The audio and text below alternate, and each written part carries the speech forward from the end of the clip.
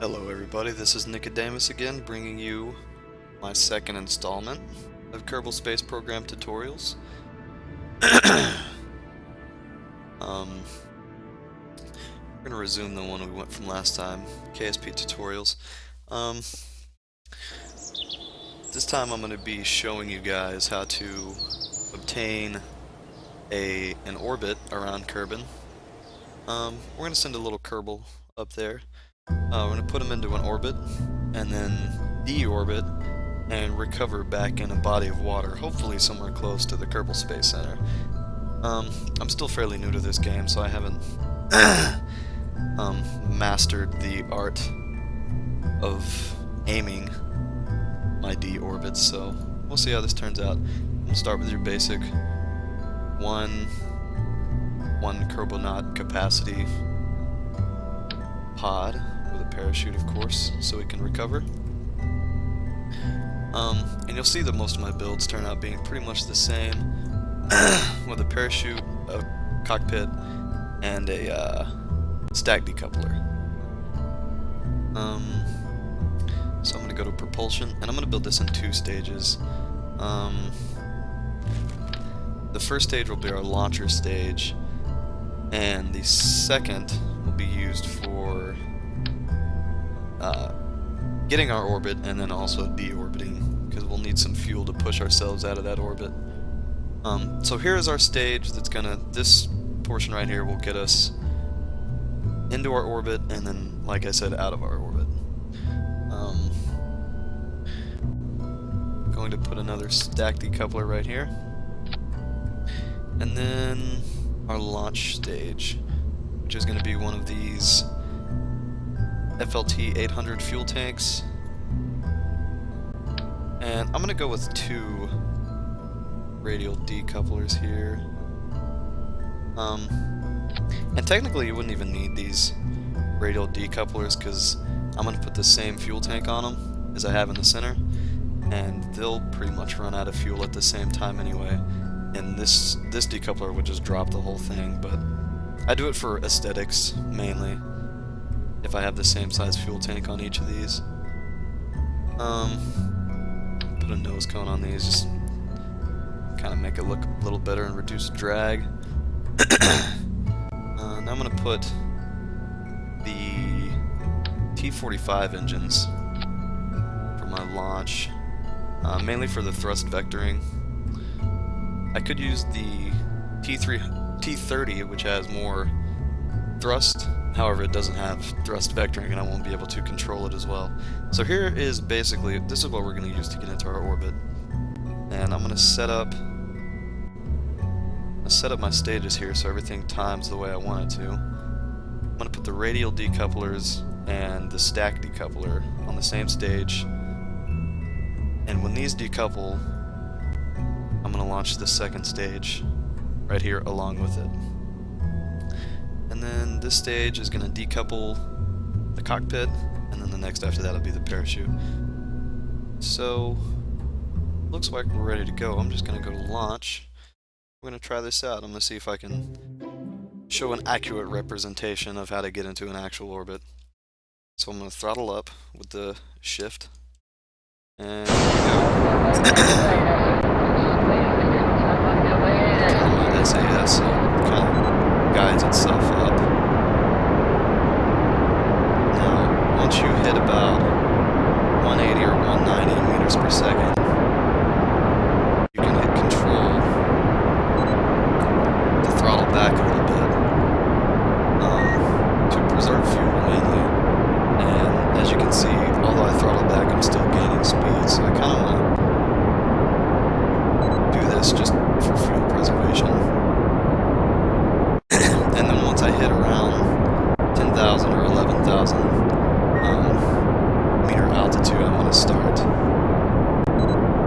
start going to this 90-degree angle right here on the nav ball, and that is due east. So I'm just going to kind of start adjusting here.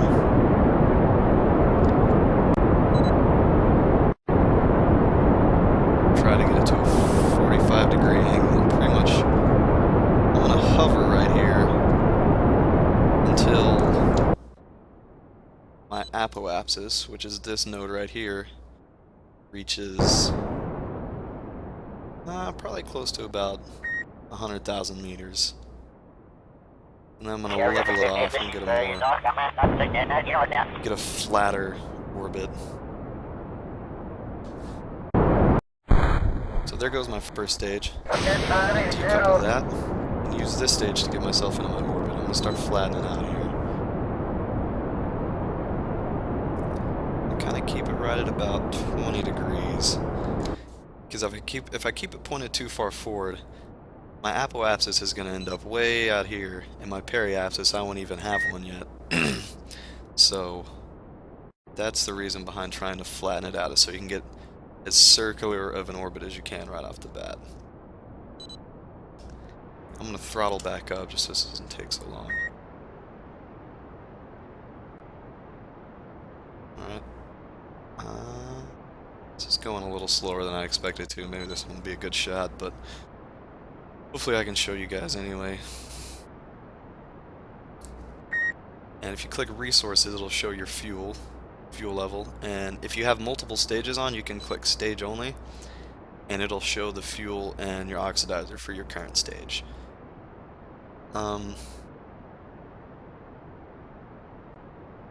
Yeah, so that's showing the stage I'm on right now. Once you hit 70,000, you can actually obtain an orbit right there. I think that's what I'm going to do. So I'm going to hit X, kill my engines, and I'm going to set up a maneuver node. So all I did was click right around my apoapsis, make a click to add maneuver, and from here I can drag this or this. See how it kind of gives you a dotted line for your projected range whenever you change this maneuver mode. So I'm going to pull out prograde right until I get a periapsis. There we go. So I have a periapsis of 76, which is the lowest point in my orbit, and that means as long as my periapsis is out of 70,000, I'll be able to get a good orbit. If it's below that, when I'm coming around over here, it'll pretty much re-enter the atmosphere, and we don't want that. So I'm going to circularize this. When you're pulling this out, your apoapsis and your periapsis will switch spots, and like that, right? Do you see that?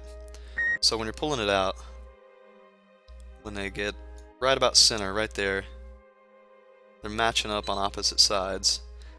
That is your average, and you can get those pretty close to each other.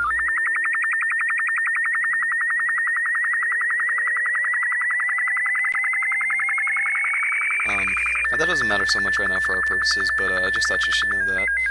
So, we've set up our maneuver node, and down here it will show when we're going to hit that node. So we're going to hit it in 4 seconds. I'm going to get on my blue target, I'm going to throttle up.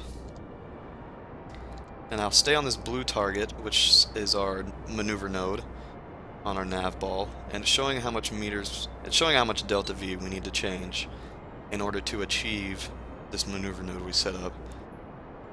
So it says I gotta burn for 17 more seconds, and I'm gonna kill this right as close to 0 as I can, and we should see this blue line match up pretty much perfectly with our dotted maneuver node we set up.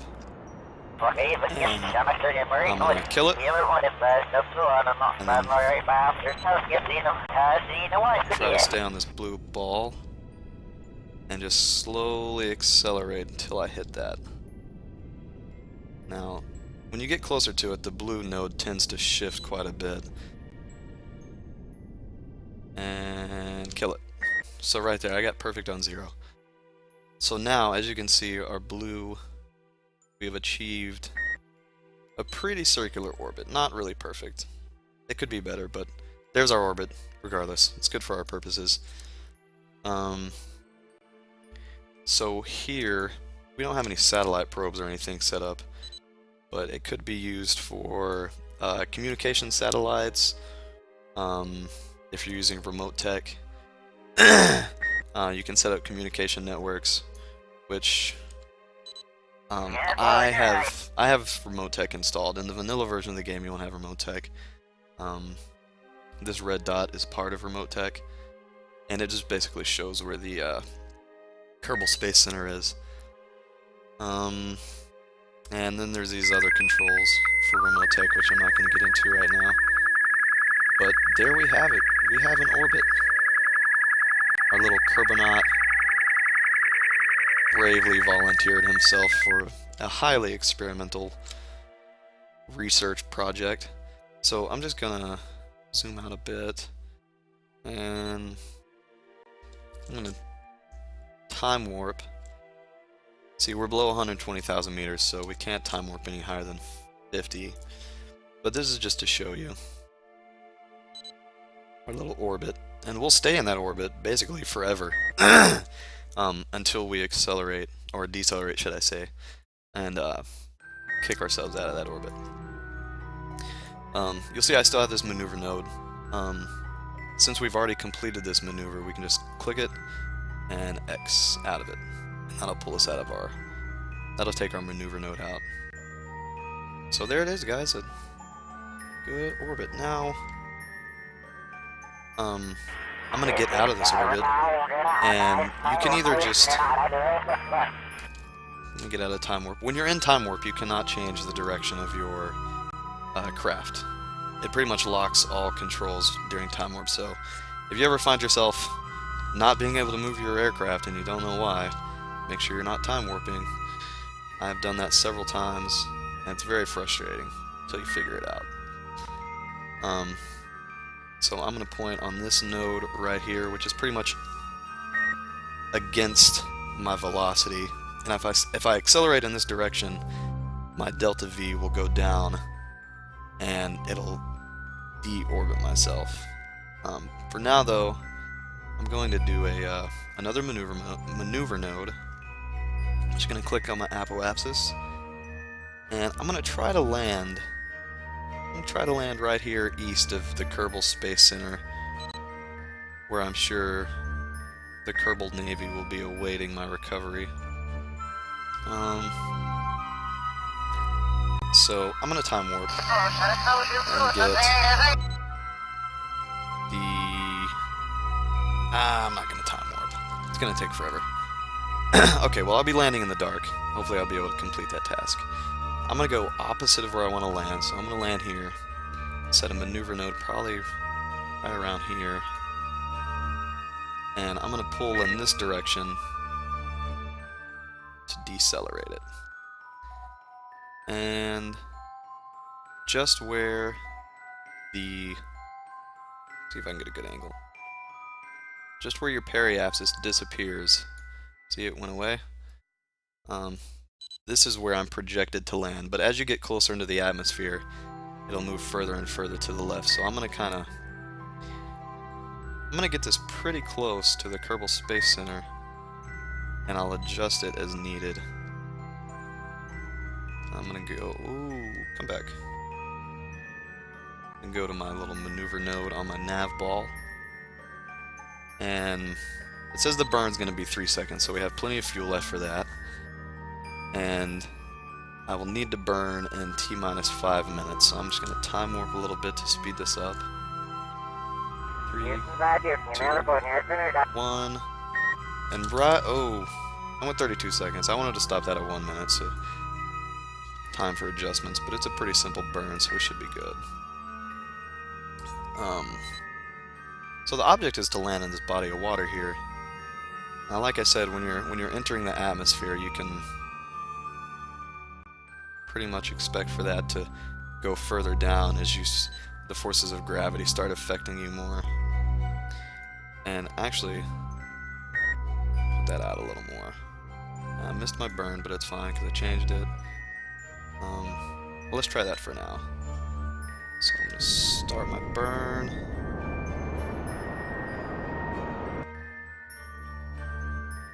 Just for my move. And you can see our blue path is changing now. I'm going to kill it right there. So it says we're going to land right at the Kerbal Space Center, which isn't going to happen. It's probably, like I said, gravity is going to start affecting us, and it'll end up being probably closer over here. Delete my maneuver node. And time warp. Let's see how close we can get this thing.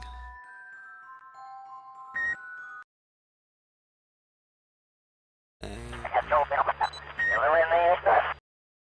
we are, let's see where our altitude is.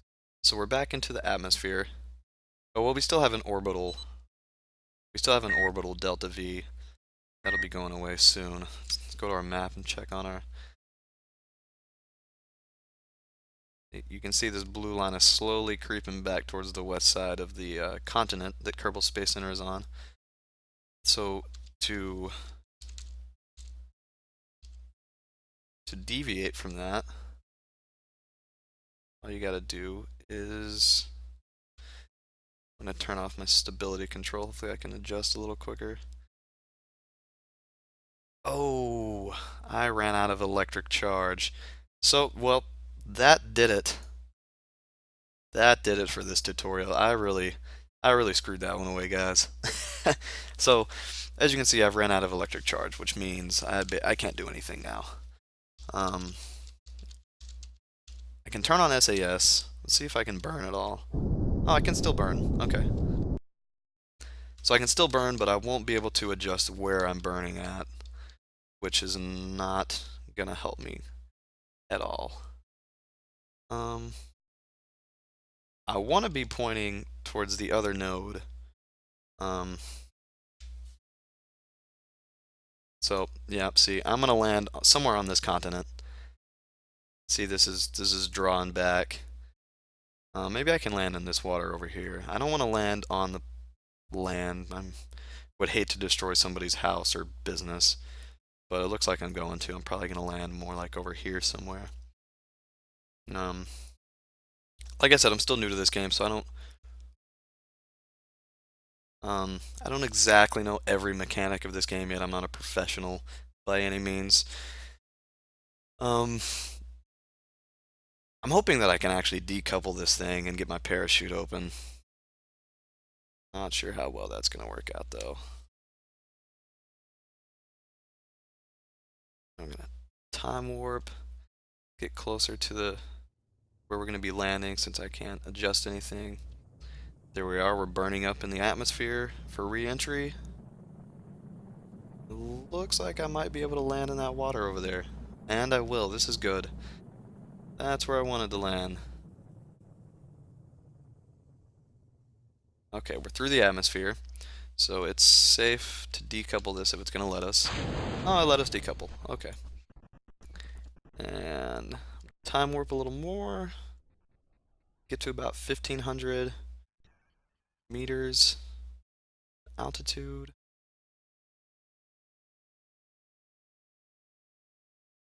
Ooh, I'm just barely going to land in the water. Release my parachute, and then it'll deploy at 500 meters. There it goes. And it looks like I'm going to land right barely in the water. But anyway, you'll still see the recovery and how it works. Time warp a little.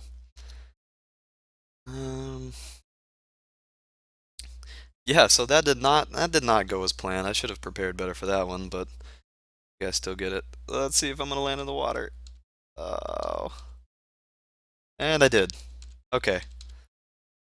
Not international waters. This waters probably belong to this little country here, and they might be a little upset with me, but whatever. The Kerbal Navy will come save me soon. So there it is. I showed you an orbit.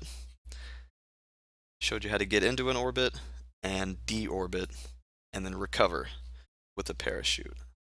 And if I leave here and go to my space center and then go to the tracking station, that craft will still show up. I can actually double click this and go back to it and hit recover vessel. And this way it won't show up in the tracking station anymore, and this is useful if you have multiple satellites orbiting, you have some interplanetary satellites, things around the moon, and it gets kind of cluttered, so you want to recover your vessels that you land back on Kerbal. So there it is, guys. Just a little simple orbiting 101. That was my tutorial, and I will see you next time. Take it easy, guys.